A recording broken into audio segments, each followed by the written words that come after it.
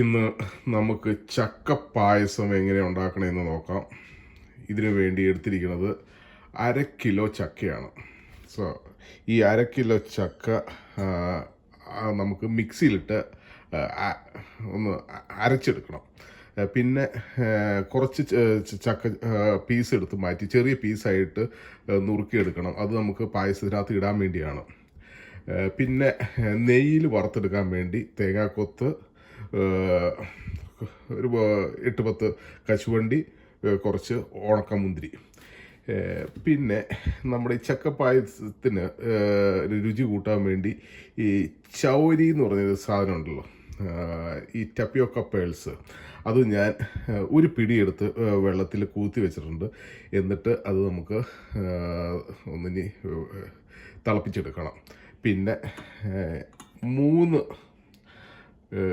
തവി ശർക്കര പൊടി എടുത്തിട്ടുണ്ട്, തേങ്ങാപ്പാൽ, പിന്നെ ഒരു 10 ഏലക്ക. നമുക്ക് അരയ്ക്കാനുള്ളത് എന്തൊക്കെയാണെന്ന് നോക്കാം. ഈ ചക്കയും ഏലക്കയും കുറച്ച് തേങ്ങാപ്പാലും കൂടി എടുത്ത് ഒഴിച്ച് ആദ്യം നമുക്ക് അരച്ചെടുക്കാം. പിന്നെ കുറച്ച് നെയ്യ് എടുത്തിട്ട് തേങ്ങാക്കൊത്തും ഉണക്കമുന്തിരിയും അണ്ടിപ്പരിപ്പും കൂടി വറുത്തെടുക്കാം. അതിനുശേഷം നമുക്ക് എന്തൊക്കെ ചെയ്യണമെന്ന് നോക്കാം.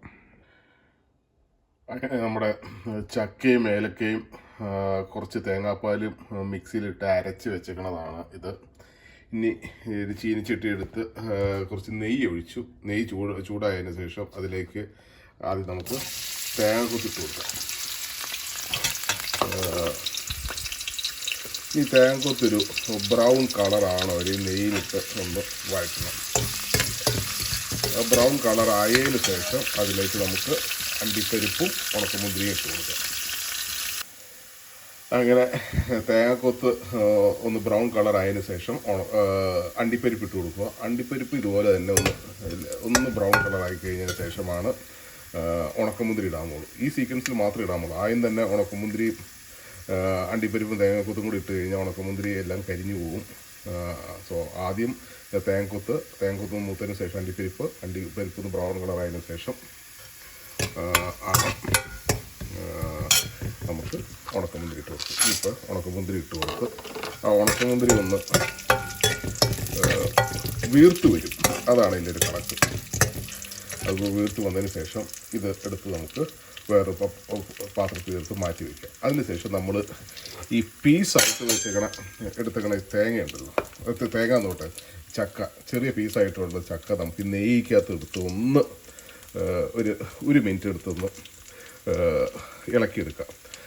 ഈ ചക്ക എടുത്തേക്കണമെന്ന് വെച്ചാൽ നമ്മുടെ പായസം തിന്നാൻ നേരത്ത് ചക്കയുടെ കടി വരാൻ നേരത്തെ ഒരു പ്രത്യേക സുഖമാണ്.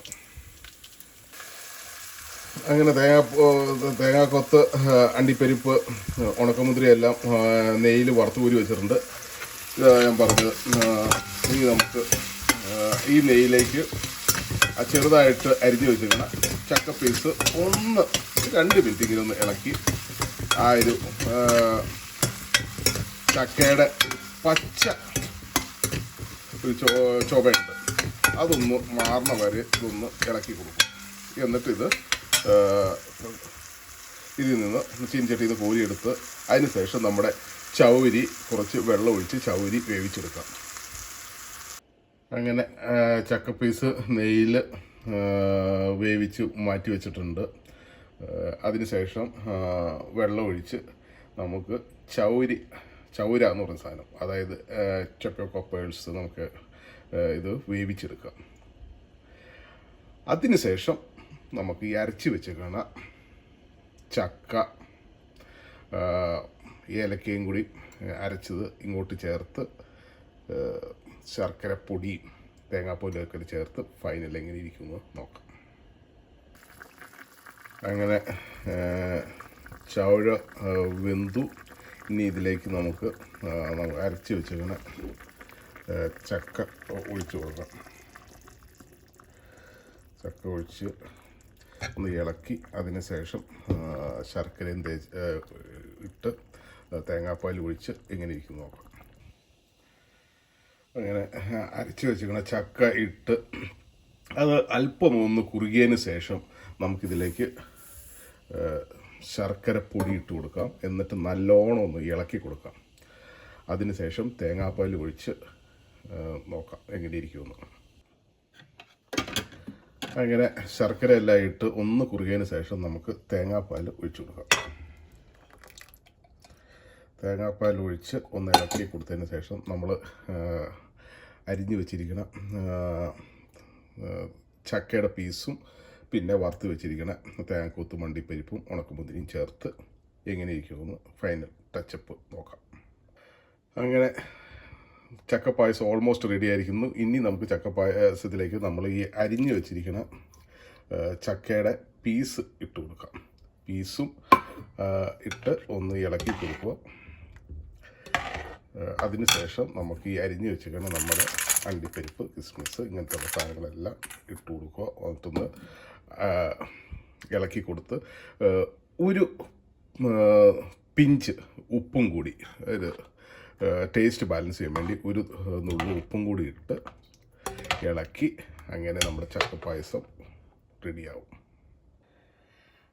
അങ്ങനെ നമ്മുടെ കൊതിയൂർന്ന ചക്കപ്പായസം റെഡിയായിരിക്കുന്നു. ഇത് നല്ല ടേസ്റ്റ് ഉണ്ട് ഈ ചക്കപ്പായസത്തിന്. നിങ്ങളൊന്ന് ട്രൈ ചെയ്ത് നോക്കുക. നിങ്ങൾക്ക് മധുരം കൂടുതൽ വേണമെങ്കിൽ ശർക്കരപ്പൊടി കൂടുതൽ ഇടാവുന്നതാണ്. എനിക്ക് അത്ര മധുരം താല്പര്യമില്ലാത്തതുകൊണ്ട് അതുകൊണ്ടാണ് ഞാൻ ആ അളവിൽ ശർക്കരപ്പൊടി ഇട്ടേക്കുന്നത്. ഓക്കെ, ഇതൊന്ന് ട്രൈ ചെയ്ത് നോക്കൂ. അങ്ങനെ നമ്മുടെ സ്വാദിഷ്ടമായ ഒരു ചക്കപ്പായസം നിങ്ങൾക്ക് വേണ്ടി സമർപ്പിക്കുന്നു. Thanks for watching. Bye bye.